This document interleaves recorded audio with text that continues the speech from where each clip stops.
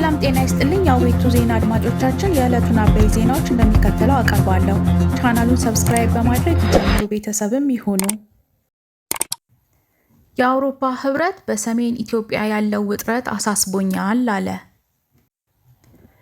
የአውሮፓ ህብረት በትግራይ ክልል የተፈጠረው ሰሞንኛ ውጥረት እንዳሳሰበው ገለጸ።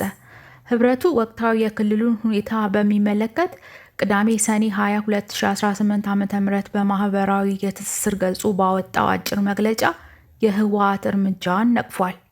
የአውሮፓ ህብረት በትግራይ ጦርነት ወቅት ኢትዮጵያ ላይ ማዕቀብ ጥሎ የነበረ ሲሆን ከ2 ወራት በፊት አቋርጦት የነበረውን የኢትዮጵያ እርዳታ መመለሱን አስታውቋል። ህወሓት ትይዩ የክልል ምክር ቤት ማቋቋሙንና በክልሉ እያደረገ ያለው አስገዳጅ ወታደራዊ ምልመላ ያነሳው ህብረቱ እርምጃዎቹ በ2015 ዓ.ም የተፈረመውን የፕሪቶሪያ ግጭት የማቆም ስምምነት አንቀጾችን የሚጥሱ ናቸው ብሏል። የአውሮፓ ህብረት የፕሪቶሪያ ስምምነት ሙሉ ለሙሉ እንዲፈጸም በሁለቱም ፈራሚ ወገኖች ማለትም በኢትዮጵያ ፌዴራል መንግስትና በህወሓት መካከል በአስቸኳይ ንግግር እንዲደረግም ጠይቋል። ህብረቱ ሰላምና መረጋጋትን ለማስፈን የአፍሪካ ህብረት ከፍተኛ ተወካይ ፕሬዝዳንት ኦሉሴጉን ኦባሳንጆን ለማሸማገል የሚያደርጉትን ጥረት ሙሉ ለሙሉ እንደግፋለን ብሏል። በምርጫ ቦርድ ህጋዊ እውቅና የተነሳው ህወሓት በፌዴራል መንግስቱ የተሾመውን ጊዜያዊ አስተዳደር በማስወገድ ከጦርነቱ በፊት በነበረው ምርጫ ያሸነፈውን ምክር ቤት ከመለሰ ወራቶች ተቆጥረዋል። የህወሓት ማዕከላዊ ኮሚቴ ባለፈው ሚያዝያ ከ6 ዓመት በፊት የተመረጠው የትግራይ መንግስት ምክር ቤት ወደ ስራ እንዲመለስ መወሰኑን ተከትሎ ይህ ምክር ቤት የቀድሞውን የክልሉን ርዕሰ መስተዳድር ደብረጽዮን ገብረ ሚካኤልን ዳግም ፕሬዝዳንት አድርጎ መርጧል። ኢራን በሆርሙዝ ወሽመጥ አስተዳደር ጣልቃ መግባት ውጥረቱን እንደሚያባብስ አስጠነቀቀች። በኢራን የሆርሙዝ ወሽመጥ አስተዳደር ውስጥ ማንኛውም ጣልቃ ገብነት ውጥረቱን እንደሚያባብስ የውጭ ጉዳይ ሚኒስትር አባስ አራክቺኒ ተናገሩ። ወደ ባግዳድ የተጓዙት አራክቺኒ ከኢራቅ አቻቸው ጋር በጥምረት በሰጡት መግለጫ እንደተናገሩት በኢራን እና በአሜሪካ ስምምነት መሰረት በ30 ቀናት ውስጥ የሆርሙዝ ወሽመጥ ከጦርነቱ በፊት ወደ ነበረበት አስተዳደር ይመለሳል። ሙሉ በሙሉ በኢራን ስር የሚተዳደር ሲሆን ብቸኛው ኃላፊነት ያለው እስላማዊ ሪፐብሊኩ ነው ብለዋል። ማንኛውም ጣልቃ ገብነት ወይም ትይዩ ስምምነት ነገሩን ውስብስብ ያደርጋል፣ ውጥረቱን ያባብሳል፣ ቁልፉ መተላለፊያው የሚከፈትበትንም ቀን ያዘገያል ሲሉ አክለዋል። አራክቺኒ ባለፉት 2 ቀናት የተከሰቱት አደጋዎች እና የተኩስ ልውውጦች ለዚህ ማሳያ ናቸው ብለዋል።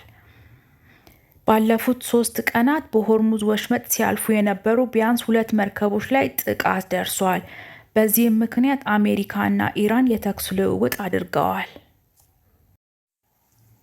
ነገ ሰኔ 22 ቀን 2018 ዓ.ም የጥገና ስራ ለማከናወን የኃይል አቅርቦት የሚቋረጥባቸው አካባቢዎች ከረፋዱ 3 ሰዓት እስከ 11 ሰዓት ጨለንቆ ደደር፣ መከላ፣ ሃሮዋቻ፣ ኩምቫንዚክና አካባቢው ከረፋዱ 5 ሰዓት እስከ 8 ሰዓት አርባ ምንጭ ከተማና አካባቢው ከረፋዱ 6 ሰዓት እስከ 11 ሰዓት መቀሌ ሸዊት ሚስማር ፋብሪካ እና አካባቢው የኃይል አቅርቦት ይቋረጣል።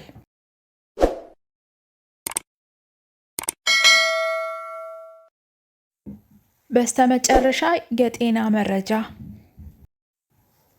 በሚሊዮን የሚቆጠሩ የጡት ካንሰር ህሙማን ኬሞቴራፒን በጥንቃቄ ሊያስቀሩ የሚችሉበት መንገድ እንዳለ ጥናት ጠቆመ። በሚሊዮን የሚቆጠሩ የጡት ካንሰር ህሙማን በጥንቃቄ ኬሞቴራፒ ሊያስወግዱ የሚችሉበት እድል መኖሩን ተመራማሪዎች ተናገሩ። ተመራማሪዎች በኬሞቴራፒ ሊጠቀሙ የሚችሉና የማይጠቅሙ ህሙማንን በመለየት የሚያስችል የዘረመል ዲኤንኤ ምርመራ የሰሩ ሲሆን የሙከራው ውጤትም ይፋ አድርገዋል። ይህ ዓለም አቀፍ ጥናት በምርምር ላይ ከተሳተፉ 2/3 የኬሞቴራፒን የጎንዮሽ ጉዳት ማስቀረትና በሆርሞን ቴራፒ መታከም እንደሚችሉ ደርሶበታል። የኬሞቴራፒ ህክምና ድካም፣ ማቅለሽለሽ፣ የፀጉር መርገፍ፣ የበሽታ መከላከል አቅም መዳከም እና የመውለድ ችግሮችን ሊያስከትል ይችላል።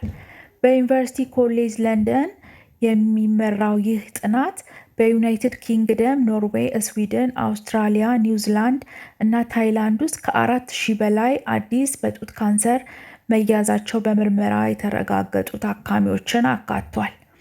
ሳይንቲስቶች በጡት ካንሰር እድገት ውስጥ ሚና ያላቸው 50 ዘረመሎችን ወይም ጂኖችን እንቅስቃሴ ለመለካትና የታካሚውን የበሽታው የመመለስ አደጋ በማስላት ፕሮሲግና የተባለ ምርመራን ተጠቅመዋል። ዝቅተኛ ውጤት ያገኙት 2/3 የሚሆኑት የቡድኑ አባላት የኬሞቴራፒ ሕክምና አልተሰጣቸውም። እነዚህ ህሙማን ለ5 ዓመት ክትትል ተደርጎላቸው የኬሞቴራፒ ሕክምና ከወሰዱ ታካሚዎች መካከል ጋር ሲነጻጸሩ 93.7% የመዳን ዕድል እንዳላቸው ታውቋል። ይህም የኬሞቴራፒ ሕክምናቸውን ተከታትለው ከዳኑት 94.9% ከሚሆነው መጠን ጋር ሲነጻጸር ዝቅተኛ ልዩነት ያለው ሆኖ ተገኝቷል።